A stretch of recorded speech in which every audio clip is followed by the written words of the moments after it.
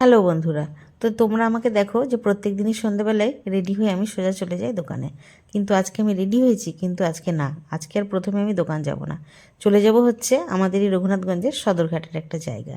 তো সেটা খুব সুন্দর মনোরম পরিবেশ, যদিও এখন শীতকাল, লোকজন কম, তবুও ভিড় যথাযথ আছে। তো বেরিয়ে গেছি আজকে মায়ের সাথে, মা, আমি আর বোন আর বোনের ছেলে। তো সদরঘাটে গিয়ে দেখছি একটা স্টল বসেছে, সেখানকার ভাইটা বিভিন্ন রকমের স্ন্যাক্স আইটেম নিয়ে বসে আছে।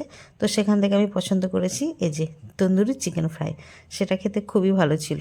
তো সেটা আমরা সবাই মিলে খেলাম, আর আমার ছেলে আজকে যায়নি। আমার ছেলে তো যায়নি, তো ছেলের জন্য এই যে নিয়ে এসেছি। কেমন হয়েছে খেতে? ভালো খেতে। কি এটা? সরি, আমি তো করিনি, এটা তো ঠিক কথাই, আমি করেছি নাকি? আমি করিনি, বাট কিনে নিয়ে আসলাম তোর জন্য। তুই গেলি না কেন? ভিড় আছে দোকানে। হ্যাঁ, এটাও ঠিক, দোকানে ভিড় ছিল, ছেলে বাবার সাথে দোকানে বসেছিল।